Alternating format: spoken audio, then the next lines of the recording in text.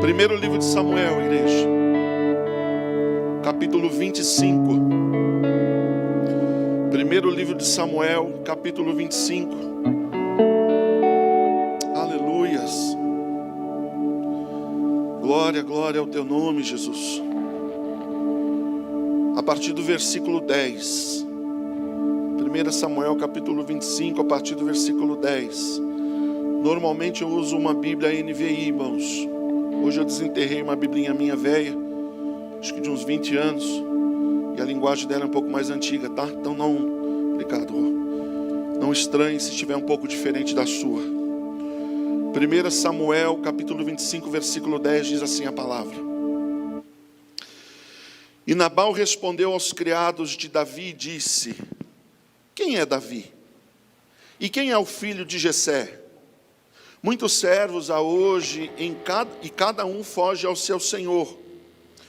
Tomaria eu, pois, o meu pão e a minha água e a carne das minhas reses que degolei para os meus tosquiadores, e o daria a homens que eu não sei de onde vêm? Então os jovens de Davi se tornaram para o seu caminho, e voltaram, e vieram, e contaram para Davi tudo conforme todas essas palavras. É dele aqui, viu, irmã? Não tem outro lugar, é dele, aleluia.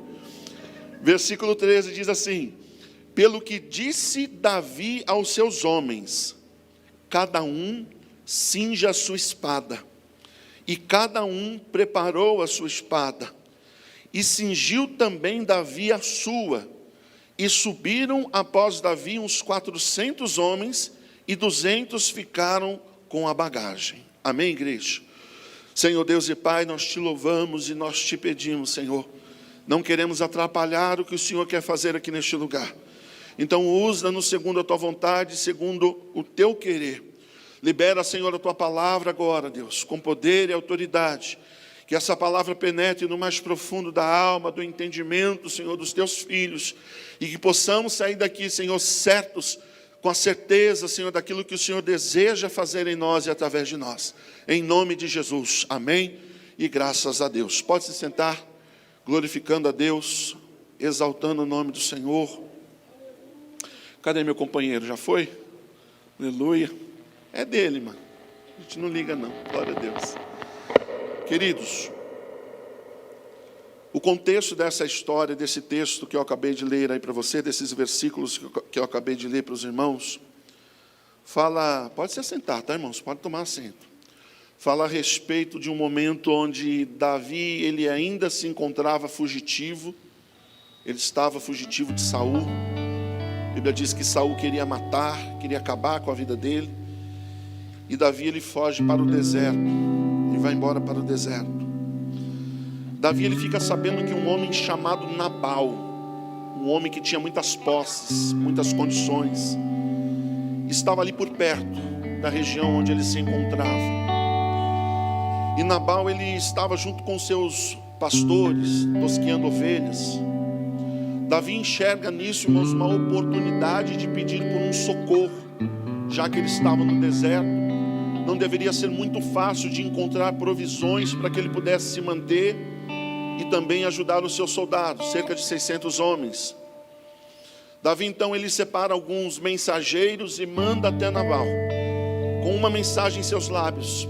Procure Nabal e diga assim para ele: olha, quando os seus pastores, Nabal, estiveram aqui no deserto pastoreando as suas ovelhas, eu, Davi e o meu exército, nós protegemos os seus pastores. Nós não permitimos que nada acontecesse com a vida desses pastores. Então agora, Nabal, já que você tem certas condições, certas posses, seria muito pedir que você nos ajudasse com alguma comida?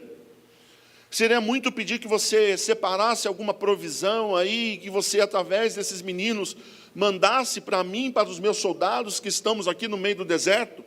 E a notícia chegou aos ouvidos de Nabal. Porém, a Bíblia Sagrada diz assim, que Nabal ficou indignado com aquele pedido de Davi. Ele ficou irritado com aquilo. E ele olha então para o mensageiro e ele diz: olha, eu não sei quem é Davi. Não conheço Davi. Eu não tenho nada com Davi, de forma alguma. Eu não vou tirar da boca dos meus empregados, eu não vou tirar da boca dos meus servos para entregar a um qualquer. Eu não vou ajudar pessoas que estão no meio do deserto, fugitivas, e que eu nem sei quem é. E aí aquele mensageiro escuta essa palavra e ele volta correndo até Davi. E ele diz exatamente as mesmas palavras que Nabal havia proferido. E aí a Bíblia diz assim, irmãos, que quando Davi escuta aquilo, ele fica irado, ele fica nervoso. E aí no seu coração ali, ele é tomado daquela ira, e ele dá agora uma ordem para os seus soldados: cada um de vocês tome agora posse de suas espadas. Cada um de vocês agora se preparem, porque nós vamos descer a peleja. Nós vamos agora enfrentar uma guerra, uma grande batalha. E agora Davi se coloca à frente daqueles soldados, porque ele iria se levantar contra Nabal. Claro que Nabal não faria ali a mínima resistência, porque ele era um comerciante, ele era um senhor de posses. Talvez teria ali meia dúzia de soldados que fizessem ali a sua segurança, mas ele não teria como resistir à fúria de Davi. E nesse meio tempo, enquanto Davi estava se preparando para ir contra Nabal, lá na casa de Nabal havia um outro servo. E este outro servo, ele ouve tudo aquilo que estava acontecendo. Ele estava atento a tudo aquilo que estava acontecendo. E ele se levanta e ele vai correndo à esposa de Nabal, uma mulher chamada Abigail. E ele fala assim: olha, minha senhora, veio um mensageiro de Davi pedindo provisão, pedindo alimento. Só que o teu esposo Nabal, ele disse que não iria ajudar. Ele disse que não daria provisão alguma para Davi, que Davi era um desconhecido e que ele não poderia de forma alguma ajudar. E aí a Bíblia diz assim, amados, que Abigail, ela teme no seu coração. E ela então se levanta e ela começa ali a preparar alguma carne. Ela começa a separar ali provisões, pão. Ela começa a preparar algumas sementes, alguma coisa que ela pudesse ajuntar e levar até a presença de Davi. E assim ela fez. Preparou ali muita coisa e falou para o seu servo: corre na minha frente, tenta chegar antes de Davi chegar até aqui onde nós estamos, que eu vou logo atrás. E ela então se levanta com tudo aquilo e ela vai ao encontro de Davi. E aí a Bíblia diz assim, que quando ela encontra Davi no meio do caminho, a primeira coisa que ela faz é descer da sua montaria, do seu jumento, e ela se prostra diante de Davi. Davi ainda não era rei aqui, ele tinha uma promessa sobre ele, mas ele ainda não havia cumprido, a palavra do Senhor ainda não havia se cumprido à risca na vida dele. E ela então se prostra diante de Davi e coloca toda aquela provisão, todo aquele mantimento diante dos olhos do rei, pedindo perdão: rei, me perdoa. Meu marido, ele não tem muito entendimento, meu marido é meio bruto, meu marido é sem noção. E é por isso que ele fez, sem entendimento, mas estou eu aqui para que o Senhor possa entender que nós nos propusemos a ajudá-lo de alguma forma e de alguma maneira. E aí, com aquela atitude de Abigail, a ira de Davi, ela vai se aplacar. Davi naquele momento, então, se ele estava com a espada na mão, ele vai colocar a espada de novo na bainha, e ele vai ali se aquietar e se acalmar diante daquele posicionamento, daquela atitude daquela mulher. Quando a gente olha para esse texto, irmãos, quando eu olhei para esse texto, me veio um questionamento no coração. Será que Davi, irmãos, ele se aquietou, ele se acalmou, tão somente pela atitude da mulher, por aquilo que ela estava apresentando diante dos olhos dele? Será que a calma veio novamente ao coração do rei Davi, porque os seus desejos estavam sendo atendidos por aquela mulher? Porque ele pediu comida, ele pediu provisão, e a mulher estava oferecendo provisão para ele, comida para ele. Será que foi só a comida que trouxe paz para Davi? Será que foi só a honra que ela prestou diante de Davi, se prostrando diante dele, que trouxe paz ao coração de Davi? Quando você olha para o texto, você percebe, irmãos, que havia uma coisinha a mais. E justamente essa coisinha, esse detalhezinho, é que fez toda a diferença, irmãos, tanto na vida de Davi, quanto na vida de Abigail e de Nabal.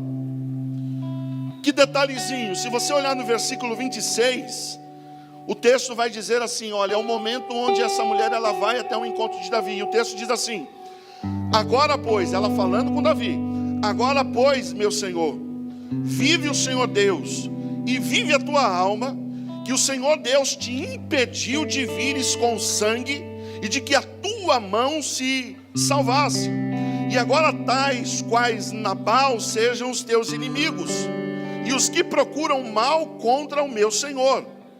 E agora, esta é a bênção que trouxe eu, a tua serva, a meu Senhor. Desse tudo isso aos teus jovens que andam após as pisadas de meu Senhor. Então ela está dizendo, Davi, olha, glória a Deus, aqui está tudo que o Senhor desejava, tudo aquilo que o Senhor precisava, que o Senhor possa dividir aí com os seus soldados, está tudo tranquilo, está tudo em paz, não tem mais guerra, não tem mais problema nenhum para a gente enfrentar. E aí no versículo 28 ela vai dizer, irmãos, uma palavrinha. Ela diz assim, perdoa pois a tua serva esta transgressão, porque certamente fará o Senhor casa firme ao meu Senhor, a você, rei Davi, porque o meu Senhor guerreia as guerras do Deus vivo, e não se tem achado mal em ti por todos esses dias. Olha qual é a palavra. No meio de tudo aquilo, Abigail olha para Davi e fala assim, olha, que o Senhor se acalme, porque na verdade o Senhor, rei Davi, tem por costume guerrear tão somente as guerras do Deus vivo. Está em ti, rei Davi, lutar, pelejar, batalhar tão somente as guerras do Deus Todo-Poderoso, do Deus vivo, do Deus ao qual o Senhor serve. Abigail, irmãos, ela sacou uma coisinha ali. Ela falou para Davi assim, olha, eu preciso ir com entendimento, com sabedoria, e mostrar para Davi que a atitude dele não é a correta. Que se ele é um homem segundo o coração de Deus, se ele é um homem compromissado com Deus, se ele é um homem que tem realmente ali, ouvido os mandamentos, ouvido ali as palavras do Senhor, ele vai entender o que eu vou dizer. E ela fala, olha, rei Davi, o Senhor não luta as suas próprias guerras. O Senhor só tem que lutar as guerras do Deus vivo, do Deus Todo-Poderoso. Rei Davi, o Senhor não tira a espada da bainha para lutar as suas próprias debilidades, as suas próprias necessidades. O Senhor não tem por costume guerrear coisas suas, pelejas, batalhas suas, mas o Senhor tem por prioridade guerrear as guerras do Deus vivo e do Deus Todo-Poderoso. Essa semana, irmãos, quando eu meditava aqui nesse texto, irmãos, o Senhor, Ele trouxe algo no meu coração. Quais são as guerras que nós temos enfrentado? Quais são as batalhas, o tipo de batalhas que nós temos enfrentado? Quais são os tipos de guerra que nós temos enfrentado no nosso dia a dia, na nossa vida, na nossa caminhada cristã? Quando você olha para a tua história, quando você olha para a tua vida, irmãos, e você faz uma análise das tuas dificuldades, dos problemas que surgem dia após dia, das batalhas que você tem que enfrentar dia após dia, quantas dessas batalhas são tuas e quantas dessas batalhas que você guerreia pertencem ao Senhor do Senhor? Quantas dessas lutas, irmãos, são nossas? E quantas dessas batalhas, irmãos, pertencem ao Deus Todo-Poderoso? É o que Abigail está dizendo para Davi. Davi, não vem destruindo tudo, não vem para cima de nós. Porque o teu costume é lutar só aquilo que o Senhor manda você lutar. É guerrear só aquilo que o Senhor manda você guerrear. Irmãos, entenda algo, nós temos vivido um tempo onde nós temos gasto mais força, mais determinação, mais compromisso com as nossas próprias lutas do que com aquilo que exalta a Deus, aquilo que glorifica o nome do Senhor. Nós temos gastado mais, irmãos, com as nossas próprias preocupações, mais com as nossas próprias dificuldades do que com aquilo que glorifica a Deus, exalta o nome do Senhor. Davi, irmãos, ele se levanta contra Nabal, não porque o Senhor olhou para ele e falou: olha, vai lá, Davi, destrói Nabal. Ele não te deu provisão quando você mais precisava. Não, Davi ele vai contra Nabal, irmãos, porque ele se sentiu ofendido. O coração dele estava ofendido. Quem é Nabal para falar dessa forma comigo? Quem é Nabal para se levantar dessa maneira contra a minha vida? Então a reclamação de Davi contra Nabal, a atitude de Davi contra Nabal não era legítima. Na realidade, ele estava guerreando, irmãos, a sua própria guerra. Quer saber? Eu vou resolver isso agora no fio da espada. Eu vou acabar com a vida de Nabal. Por quê? Porque eu me senti ofendido. Eu me senti agora ferido pela ação de Nabal. Então eu vou pegar a espada e eu vou para cima dele. E aí vem Abigail, cheia de sabedoria, olha para ele e fala: não, essa guerra que você está querendo fazer não é sua. Essa guerra que você está querendo travar pertence a você, mas não pertence ao Deus Todo-Poderoso, ao Senhor dos Senhores. Muitas vezes, irmãos, nós somos assim. Nós nos levantamos para enfrentar dificuldades, não porque o Senhor nos mandou enfrentar algumas dificuldades, mas porque de alguma forma nós fomos ofendidos com algo. De alguma maneira, irmãos, nós fomos magoados. Nós somos chateados, aborrecidos, entristecidos com algo, injustiçados com alguma coisa. E quando nós nos sentimos feridos, irmãos, a tendência é, quer saber? Eu mesmo vou resolver essa situação. Quando nós nos sentimos aborrecidos com algo, quando nós nos sentimos injustiçados com algo, irmãos, nós queremos pegar a espada e nós queremos ir guerrear. Mas essa guerra que muitas vezes nós travamos, irmãos, nada tem a ver com o nome do Senhor. Não exalta a Deus, não glorifica a Deus, não bendiz o nome do Senhor. E aí a gente gasta tempo, a gente gasta força, a gente gasta determinação, a gente gasta tudo de melhor que nós temos, irmãos, para guerrear batalhas que são nossas, mas que não exaltam a Deus, que não glorificam o nome do Senhor. O pior erro, irmãos, que nós podemos cometer, amados, é quando nós nos achamos certos, corretos, em alguma situação de nossa vida. Quer saber? Eu é que estou certo no meio de tudo isso. No meio de toda a confusão, no meio de toda a luta, no meio de todo levante, eu é que estou certo no meio de tudo isso. E quando eu acho, irmãos, que eu estou certo no meio de alguma situação, é o melhor momento, irmãos, para eu mesmo tomar a espada e querer resolver aquela situação com a minha própria força e com a minha própria determinação. Não, eu é que estou correto. Quer saber? Eu é que estou certo. E aí eu corro lá pegar a espada. Deixa comigo, eu que vou resolver. Mas o Senhor não disse para você: olha, vai lá e luta, vai lá e combate, vai lá e peleja, vai lá e participa dessa batalha. O Senhor não endossou você para ir. Mas nós temos, irmãos, a tendência a nos colocar à frente de batalhas que não exaltam a Deus, que não glorificam a Deus. Quando você está ferido, quando você está entristecido, quando você está magoado, quando você acha que você está certo, quando você acha que você está correta em alguma situação, e aí você mesmo, irmãos, quer se colocar à frente para tentar resolver certas situações na tua vida e na tua história. Deixa eu te falar algo, irmãos. O céu, ele não contabiliza quando nós estamos certos ou errados. Diante dos olhos de Deus, o Senhor não leva em conta, irmãos, quando nós estamos certos ou errados. Preste atenção nisso. O Senhor leva em conta, irmãos, o que fazemos quando nós estamos certos ou errados. É diferente. O céu não contabiliza quando você está certo ou errado. O céu contabiliza, irmãos, o que você faz quando você está certo ou quando você está errado. É diferente.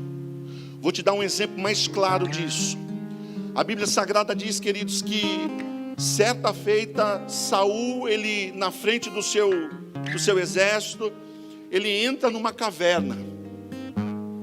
E naquela caverna, irmãos, ele vai se aliviar. A Bíblia diz que ele vai se aliviar, fazer suas necessidades. Só que nessa caverna, pastor, lá no fundinho escondido, já estava Davi junto com um soldado. Lá no escuro. E eu não sei, irmãos, você, né? Mas é o momento onde a pessoa se despe de todos os seus aparatos.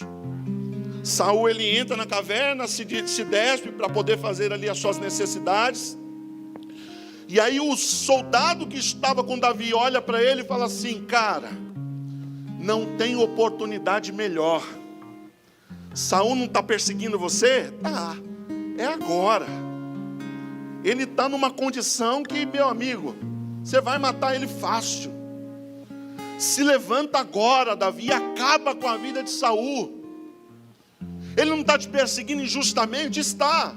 Ele não está fazendo mal contra você. Por causa dele você não teve que fugir para o deserto? Tive. Por causa dele você não está vivendo uma situação terrível? Estou vivendo uma situação terrível. Então, acaba com isso agora.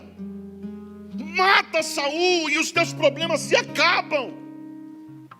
E aí Davi olha para Saul naquela situação e ele fala assim: puxa, é verdade, eu poderia matar ele agora. E aí a Bíblia diz, irmãos, que ele pega a capa de Saul e ele corta um pedaço da capa de Saul. Mas ele não faz nenhum mal contra Saul. Davi estava certo? Sim ou não? Sim. Ele poderia matar Saul ali. Irmãos, Davi não fez nada contra Saul. Davi, irmãos, ele não se levantou contra Saul em nenhum momento. Ele não desrespeitou Saul em nenhum momento. A guerra se dava por conta de Saul e não por conta de Davi. Se Davi quisesse, ele poderia resistir frente a frente a Saul, mas ele prefere fugir. Ele vai embora. E por que ele vai embora, irmãos? Porque ele entende isso. Ele vai lá, ele pega, corta a orla da vestimenta de Saul e o seu coração dói. Davi estava corretíssimo. Mas diante de Deus, irmãos, não é se estamos certos ou errados. Diante de Deus é o que eu faço quando eu estou certo ou quando eu estou errado. Davi, você está certo? Estou. Mas eu não vou tocar no ungido do Deus vivo. Eu não vou cortar, eu não vou fazer mal algum contra este ungido. Ele estava corretíssimo, mas o que ele fez, exaltou o nome do Senhor, glorificou o nome do Senhor. Então, irmãos, muitas vezes nós precisamos parar com esse nosso discurso. Eu estou com a razão. Eu estou certo. Eu estou correto. Ok. Mas o que é que você faz quando você está com a razão? O que é que você faz quando você está certo? Às vezes nós usamos isso com a nossa esposa, né? A esposa vem brigar com a gente, vem falar alguma coisa com a gente, aí a gente bate no peito, fala: eu estou com a razão. Minha esposa já tortou ali, glória a Deus, aleluia. E aí a gente para e pensa assim: eu estou com a razão, mas eu quero dormir na minha cama hoje, glória a Deus. Não quero dormir no sofá hoje. Então, o que eu faço quando eu estou com razão? Eu chego nela e falo: eu estou com razão, amor. Não, mas você está certo. Aleluia, glória a Deus, vou dar meu braço a torcer. Mas dentro de você está falando assim: eu estou certo. Miserável, aleluia.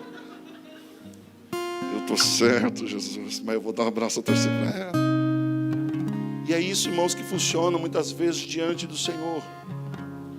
O céu não vai levar em conta se você está certo, se você está errado. E às vezes você compra brigas por estar certo. Às vezes você entra em batalhas por estar correto. E aí o Senhor fala assim: não importa se você está certo, se você não está, por que você está entrando nessa batalha? Por que você está entrando nessa guerra? Por que você está à frente disso tudo? Não é minha batalha. Eu te chamei para pelejar as minhas batalhas.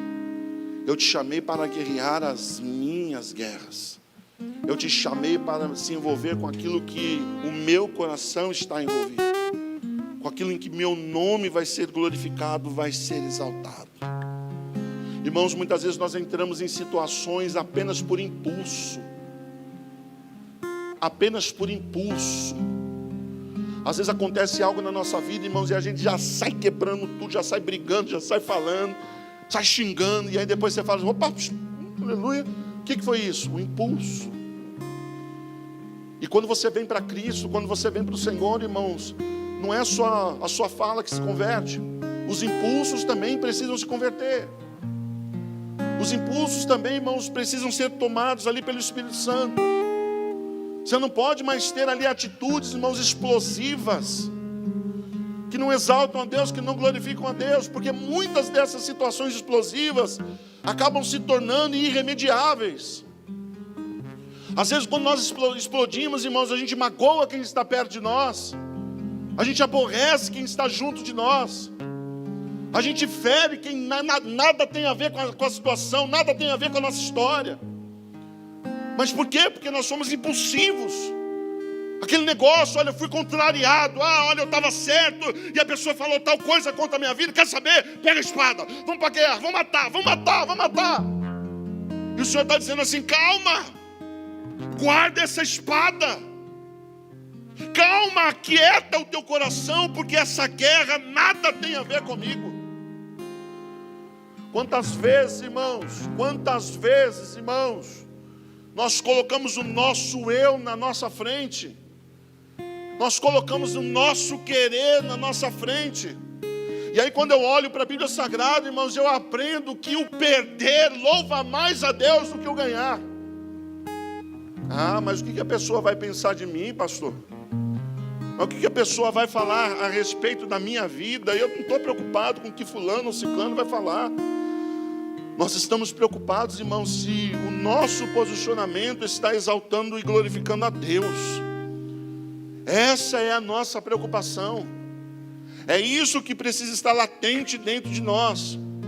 Estamos louvando e engrandecendo o nome do Senhor dos Exércitos. A impulsividade, irmãos, não pode governar mais a nossa caminhada.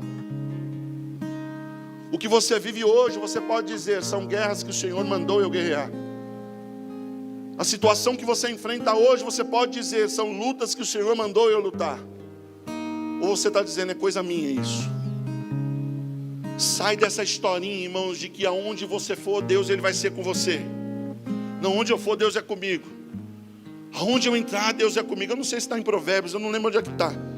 E tem um texto que diz assim, olha, louco é aquele que vê um cão passando pela rua e agarra esse cão pela orelha. Por quê? Porque o cão vai morder. O cão vai avançar nele. E às vezes, irmãos, a gente está vendo situações e a gente está tentando agarrar pela orelha, se meter em briga que não é nossa, em batalha que não é minha. Eu lembro de uma vez, amados, que haviam dois irmãos, o irmão Sérgio, eu não vou lembrar o nome do outro, e a igrejinha era uma igrejinha, e ela era do lado de um bar, ali no Jardim Guanabara, o lugar, aleluia. E a igrejinha, umas 4 casas para cima, tinha um bar, e o negócio começou a ficar feio lá dentro do bar, e os 2 obreiros aqui na porta se levantaram e correram lá para dentro do bar. E aí a gente olhou e falou, cadê os irmãos? Não, a gente foi lá dentro do bar resolver a situação. Que situação que você foi resolver lá dentro? Qual o problema que você foi resolver? Porque o negócio estava pegando, o nego batendo com um taco no outro, e a gente... Falei, irmão, não se mete em batalhas que não foram dadas pelo Senhor à tua vida. Aí eu sei que um veio com um vergão aqui assim, ó, que tomou uma acabada daquela de jogar sinuca no rosto. Falei, bem feito. Mandou você se meter na coisa do... Você pode ajudar, liga para a polícia. Liga, sei lá, para a guarda municipal. Mas você não tem que ir lá no bar, entrar e se meter. Os nossos impulsos, irmãos, precisam ser governados por Deus. O Espírito Santo precisa governar, irmãos, as nossas atitudes. Tanto quanto você estiver certo, quanto você estiver errado. Eu gosto de um texto que está lá no Evangelho de João. Você pode correr comigo lá? Novo Testamento, Evangelho de João, capítulo 4. E que fala muito ao meu coração esse texto.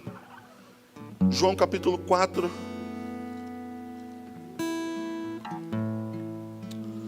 Aleluias, acharam, irmãos? Versículo 1. Olha o que a palavra do Senhor diz.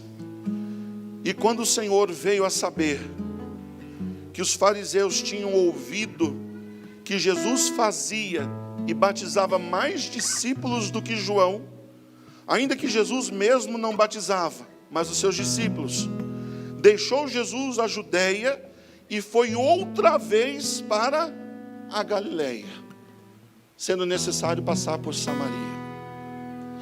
O texto está dizendo, irmãos, que os fariseus agora se levantam contra o Senhor Jesus, porque estão vendo o seu ministério crescer e avançar. Se eles já achavam problema João Batista, a maneira como ele pregava, a forma como ele agia, as palavras que ele liberava, agora o negócio ficou pior, porque eles olham para Jesus e enxergam que Jesus está muito mais avançado que João Batista. Muito mais pessoas se aproximam de Jesus, muito mais pessoas, irmãos, eram tocadas por Jesus, muito mais pessoas se batizavam depois do Senhor Jesus Cristo. Meu Deus, e agora o que a gente vai fazer? E aí Jesus fica sabendo, olha, os fariseus estão doidos com o Senhor, porque a obra que o Senhor está fazendo está excedendo a obra de João Batista. João Batista já foi uma dor de cabeça, o Senhor está sendo terrível. E aí o que você imagina? Pronto, Jesus agora vai se levantar e vai lá ter um tete a tete com os fariseus. Vem cá, vamos conversar. Qual é o problema? Por que vocês estão se levantando contra a minha vida? Qual é a dificuldade que vocês estão enfrentando? Fala aqui, olha, no meu rosto. Não vou levar desaforo para casa hoje. Vem cá, vamos conversar. E aí a Bíblia diz assim, que Jesus, ele fica sabendo disso, ele deixa a Judéia e foi outra vez para a Galileia, e era necessário passar por Samaria.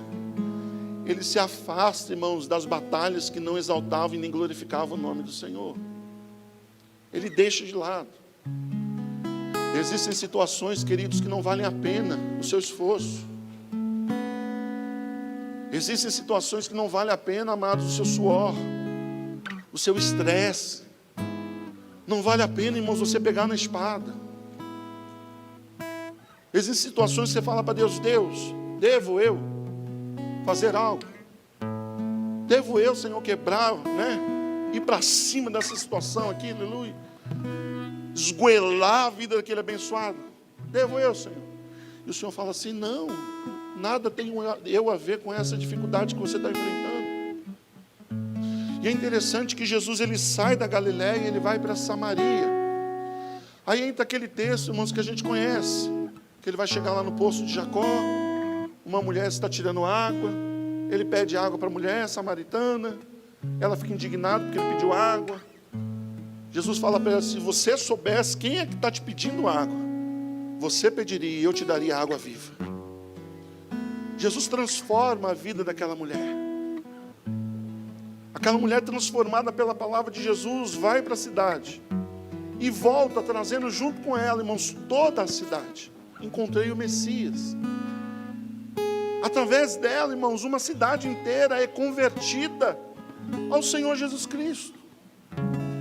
No início do texto, a Bíblia diz, irmãos, que os discípulos entraram na cidade e a única coisa que eles conseguiram trazer de lá foi pão. Não trouxeram nenhuma alma, ninguém para se prostrar diante de Jesus, ninguém para se dobrar diante de Jesus.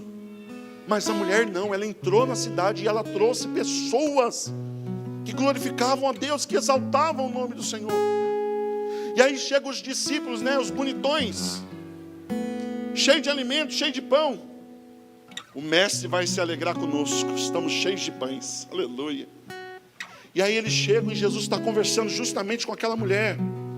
E aí Pedro olha para a cara de João e fala, Jesus conversando com uma samaritana, está esquisito essa história, hein? Está esquisito, mas ninguém ousa falar coisa alguma. E aí eles olham para Jesus e falam assim, mestre, trouxemos pão, come, se alimenta, Jesus, come. O texto diz, irmãos, que os discípulos insistiram, come, Jesus. Senhor, o Senhor não comeu nada, come, se alimenta, põe alguma coisa na sua boca. Come pão, Senhor. E aí no versículo 34 ele fala assim, olha, a minha comida é fazer a vontade daquele que me enviou. Sabe o que Jesus estava dizendo? Olha, a minha função é lutar as guerras que são do meu Pai. Eu não tenho nada a ver com guerras que são minhas. Eu não tenho nada a ver com guerras que pertencem a mim. A minha função é uma só: lutar as guerras, as batalhas do meu Pai. Vou te perguntar de novo, quando você olha para a tua história e para a tua vida, você entende isso? As batalhas que você tem travado são suas ou pertencem ao Senhor? As guerras que você tem enfrentado pertencem a você ou pertencem ao Deus vivo? Sabe, queridos, existem guerras que a gente trava que já são de estimação. Tem gente, irmãos, que se não arrumar uma encrencazinha, ele passa mal. É igual Rivotril. Se tomar um Rivotril, porque senão dói.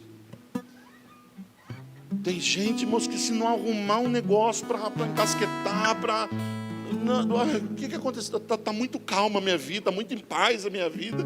Aleluia, eu preciso arrumar alguma coisa. Aí vai na cabeça do marido, vai na cabeça da esposa, dos filhos, o cara da igreja, o cara do trabalho. Vai arrumar alguma coisa para alguém fazer, irmãos, para ajudar a vida dele. Porque senão ele não fica feliz, senão ele não fica em paz. Quais guerras, irmãos, nós temos enfrentado? Olha só, a nós foi dado o direito de escolher onde e como nós vamos gastar os melhores dias da nossa vida. Deus te deu esse direito de escolher onde e como você vai gastar os melhores dias da tua vida. Só que muitas pessoas usam desse direito, irmãos, para gastar com aquilo que não vai edificar, para gastar com aquilo que não vai glorificar a Deus. Há pessoas que escolheram passar o resto de suas vidas guerreando as suas próprias batalhas, guerreando as suas próprias lutas, as suas próprias dificuldades. Ontem eu mandei lavar o carro, eu fui levar o carro para lavar, e eu mando um cara lá perto de casa que é amigo, e ele estava almoçando. E aí eu cheguei e falei: espera aí, deixa eu acabar aqui, eu já lavo o seu carro, não tinha ninguém. Aí deixei o carro do jeito, saí do carro, estava almoçando numa salinha. E aí eu estava em pé assim, tinha uns containers assim, num poço que tem lá perto de casa. E aí estou lá em pé e falando sozinho, né? Que às vezes eu reclamo que a minha filha fala sozinha, que a Nádia fala sozinha, mas eu também, só Jesus. E estou lá, andando para lá e para cá. E aí eu comecei a olhar para o chão e reclamando, né? E murmurando comigo e tal. Comecei a olhar para o chão e comecei a ver um monte de potinho. Um monte de... É pino que fala, né? É pino, né? Um monte desses plastiquinhos jogados assim pelo chão e garrafa de bebida e um monte, mas um monte, irmãos, um monte desses pininhos. E aí eu parei, fiquei olhando, falei, aqui deve ser algum lugar onde as pessoas se drogam, né? Que aí se droga e joga o pino lá, a bebida pelo chão. E eu lá murmurando, reclamando, e com Deus, e falando com Deus, e não sei o quê, nas minhas batalhas, nas minhas lutas, e falando: Senhor, amanhã acho que eu vou poder falar sobre isso, e não sei o quê, glória a Deus. Aí o Senhor falou assim: cala, fica quieto, olha para o chão. Em vez de você ficar falando das suas batalhas, por que você não ora nesse lugar que você está com os pés agora, e você declara que nesse lugar não vai ter mais ninguém que vai se drogar? Por que você não ora e declara que nesse lugar as pessoas não vão vir aqui mais para se matar aos poucos, não vão vir mais para se prostituir, para passar a noite aqui se drogando, bebendo e acabando com a sua história, acabando com a sua própria vida? Aí eu pus a mão assim na boca. Foi: tá bom, Jesus, aleluia. Uma pancada dessa. Aí eu comecei a orar, pastor Deus. Falei: Senhor, em nome de Jesus, nós declaramos que esse vai ser um lugar onde as pessoas não mais virão aqui para se drogar. Senhor, eu começo a declarar que as cadeias sejam quebradas. Eu sei que daqui a pouco chegou o cara e falou assim: o que você está fazendo? Eu falei: eu estou orando. Orando? Ele não é crente, não. Eu estou orando. Mas por quê? Eu falei: irmão, deixa, eu e Deus. Tem coisa que é melhor não explicar, né? Então, irmão, se você parar bem e prestar atenção, se você for na padaria, o Senhor vai falar assim para você: tem uma batalha aqui minha. Entra aqui na padaria para comprar pão, mas vem com a espada. Você vai pelejar aqui uma guerra minha. Às vezes você vai no mercado comprar uma carne. E aí o Senhor fala assim, olha, nesse mercado tem uma peleja minha. Só que às vezes você já está lá na fila do caixa, murmurando, reclamando, xingando o cara que está lá lerdo no caixa, e não vai, não vem, não vai. Preocupado com as suas próprias batalhas, preocupado com as suas próprias lutas. E aí a gente perde, irmãos, o momento da batalha do Senhor. Quando você vai jogar bola, Lua, o Senhor fala assim, olha, leva a tua espada, que você vai guerrear a minha batalha lá no campo de futebol. Mas aí você quer lá para dar canelada em todo mundo, guerrear suas guerras, aleluia.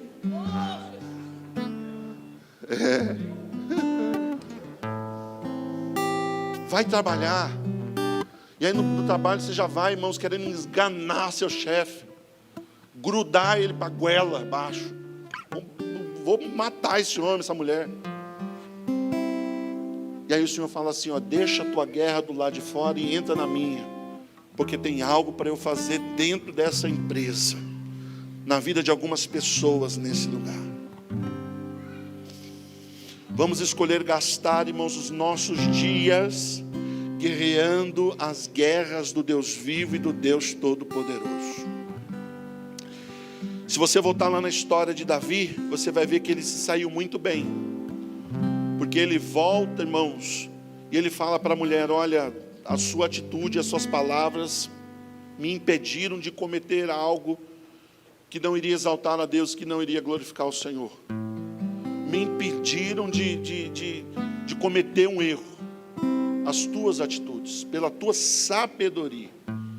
Naquele momento, Davi se saiu muito bem naquela circunstância.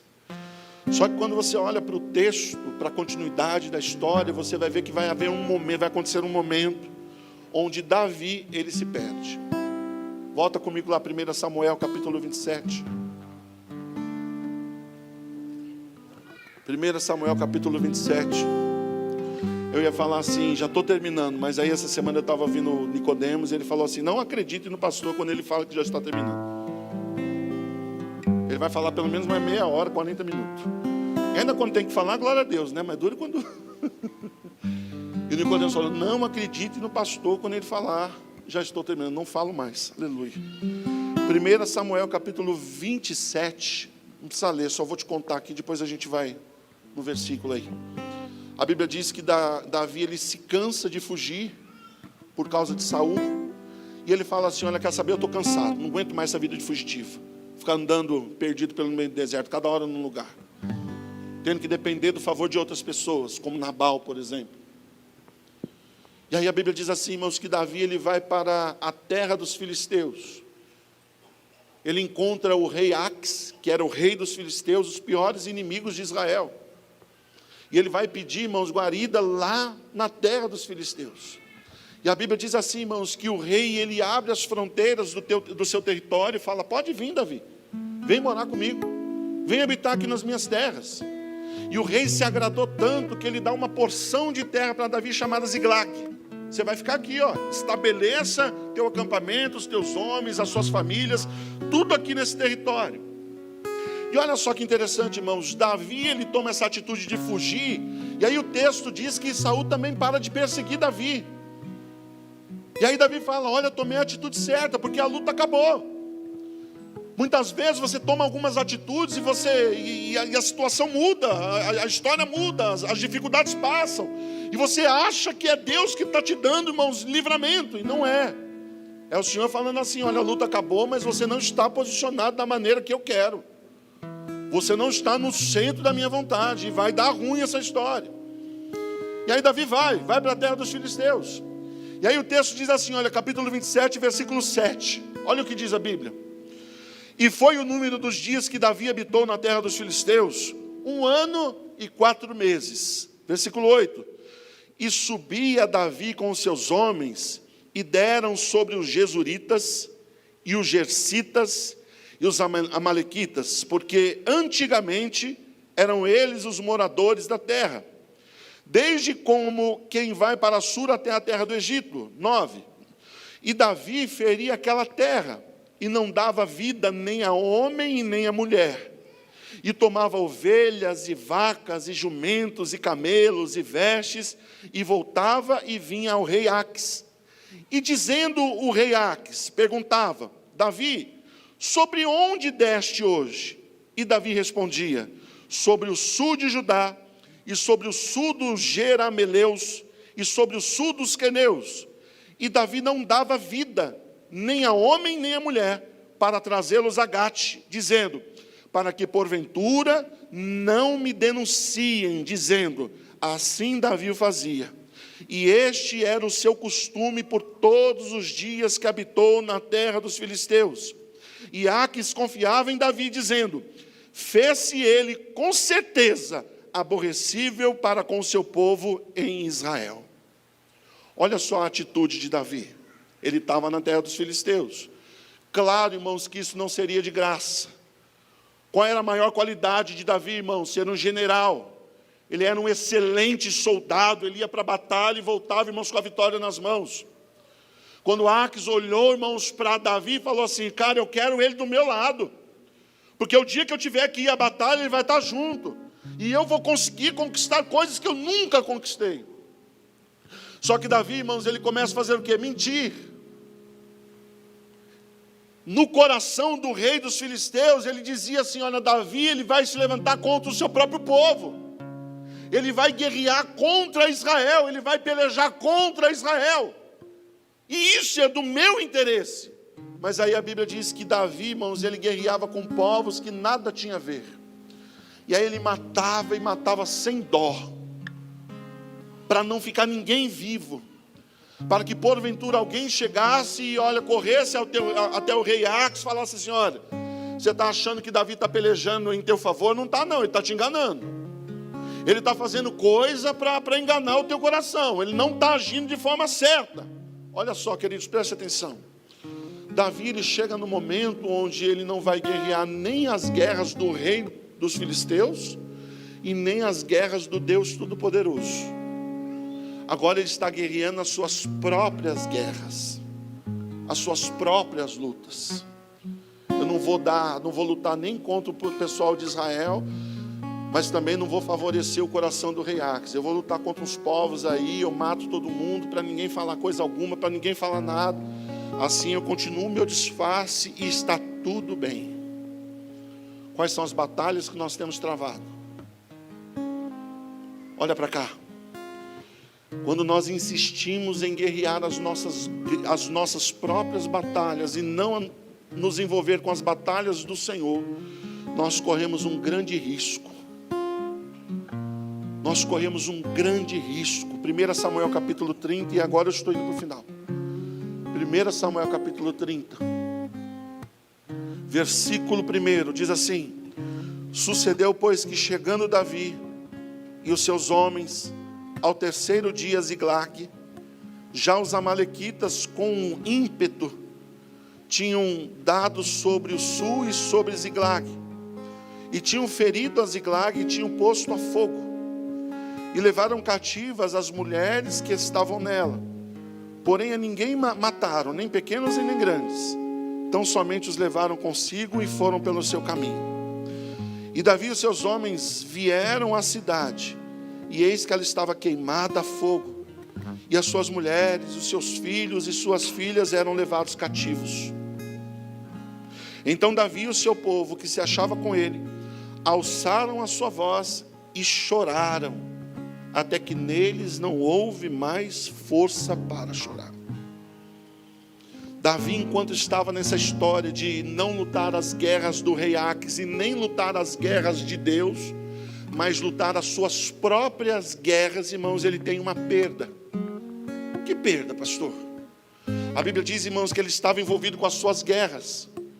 Enquanto envolvido com as suas guerras, o acampamento onde estavam suas esposas e os seus filhos estavam ali, irmãos, descoberto.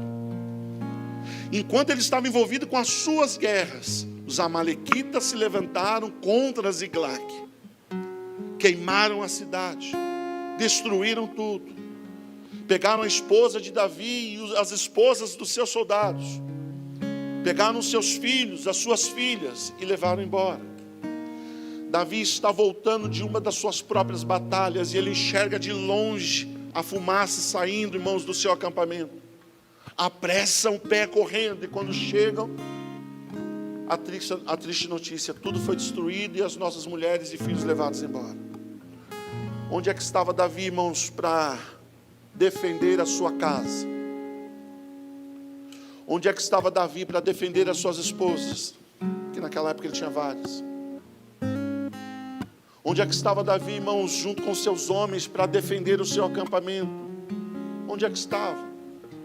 Lutando as suas próprias guerras. Quando você se preocupa em lutar só as tuas guerras, vai chegar no momento, irmãos, onde o inimigo ele vai se levantar em lugares onde você não vai conseguir resistir. Onde você não vai conseguir fazer ali, irmãos, uma parede para bloquear, para fazer força, fazer média diante dele. Para proteger coisas importantes da tua vida. Você gasta tanto tempo com batalhas suas, irmãos, com que áreas importantes estão desprevenidas, estão livres. Não estão protegidas, estão sem muro. E aí quando você menos esperar, o adversário, irmãos, ele não é besta. Quando ele se levanta, ele vem, irmãos, e ele vem para derrubar de uma vez por todas. Então ele vai atacar o teu casamento. Ele vai atacar o teu filho, a tua filha. Ele vai atacar, irmãos, o teu relacionamento. Ele vai te desanimar, te entristecer, te aborrecer. Vai fazer você perder a força, o ânimo, irmãos, para caminhar diante de Deus. Mas por que isso? Porque você está preocupado com as suas próprias batalhas, com as suas próprias guerras. Você não está envolvido com a guerra do Senhor. Ah, pastor, mas a guerra do Senhor é difícil. É claro que é difícil, irmãos. Se fosse fácil, nós não estaríamos aqui. É claro que é complicado. Vai haver momentos, a partir do instante que você tomar as guerras do Senhor para si, vai haver momentos, vai acontecer momentos que você vai falar: poxa, que chatinho isso aí. Que negócio chato, pois é chato, mas você está fazendo aquilo que glorifica e exalta o nome do Deus vivo, do Deus Todo-Poderoso. É chato, mas você está exaltando a Deus, está bendizendo o nome do Senhor. Cuidado, irmãos. Guerras que não são nossas, guerras que não pertencem a Deus, que não glorificam o nome do Senhor, são guerras que vão acabar nos conduzindo, irmãos, à derrota e a vergonha. Amém, igreja? Quem consegue entender isso em nome de Jesus? Teve umas 2, 3, acho que um mês atrás mais ou menos, o pastor Deus trouxe uma mensagem.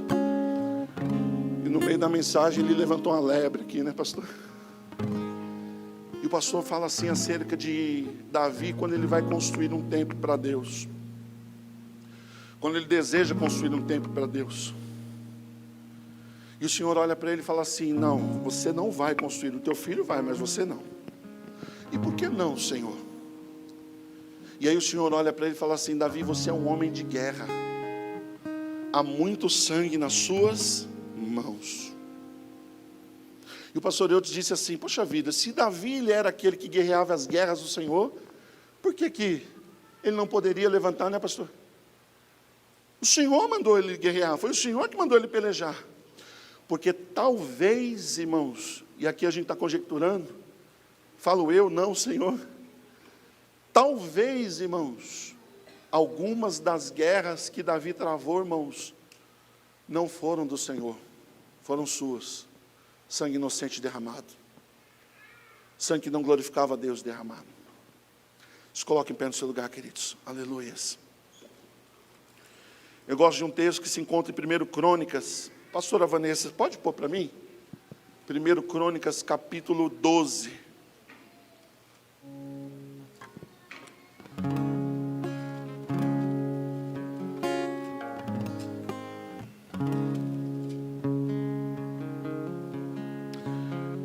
Esse texto, irmãos, Davi já estava ali preparado para ser ocupado o trono de Israel como rei.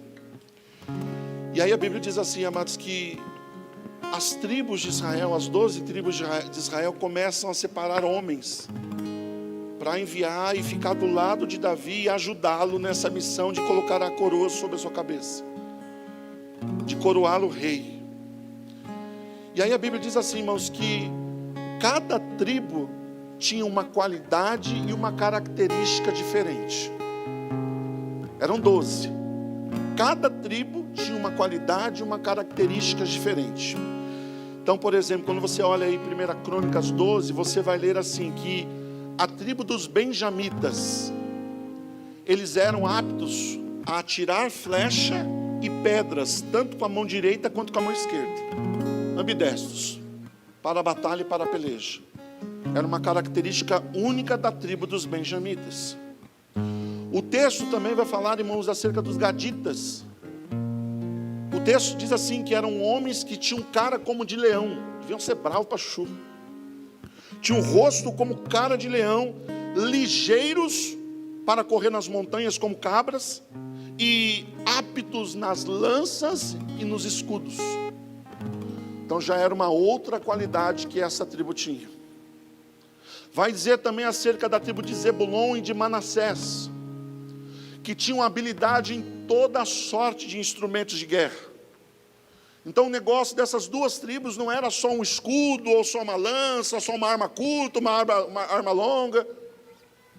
O texto diz que eles eram aptos em toda a sorte de instrumentos de guerra. E assim vai falando de cada tribo. De cada tribo, todos um coração só, disposição, força, ânimo, sabiam manusear, sabiam guerrear, e tudo relacionado, irmãos, à batalha. Mas aí o texto, irmãos, que a pastora colocou aí, vai falar de uma tribo em específico. Versículo 32, pastora, por favor. Olha lá, ó. São estes, não, 32, 33, aleluia, 31, ali ó. Versículo, vou ler do 31, tá? Da meia tribo de Manassés, 18.000, que foram apontados nominalmente para vir e fazer o rei a Davi. Dos filhos de Issacar, olha só, conhecedores da época, para saberem o que Israel devia fazer. 200 chefes e todos os seus irmãos sobre as suas ordens. Queria arriscar ali, olha, dos filhos de Issacar, conhecedores da época, para saberem o que Israel deveria fazer. A tribo de Issacar não tinha qualidade bélica, não tinha qualidade para guerrear, não tinha força em arma alguma. Eu acho que as demais tribos olhavam para Issacar e falavam assim, qual é a sua característica? Você não sabe manusear uma espada? Você não sabe usar um escudo? Você não sabe usar uma lança? Você não sabe usar uma funda? Como assim? Você vai vir para a guerra, vai ajudar o rei a ser coroado e nós não temos nenhuma dessas características, verdade. Mas nós somos conhecedores da época para sabermos o que Israel deve fazer. Era a única qualidade que a tribo de Issacar tinha. Eram eles que davam direcionamento. Essa guerra é do Senhor, essa não. Essa glorifica a Deus, essa não.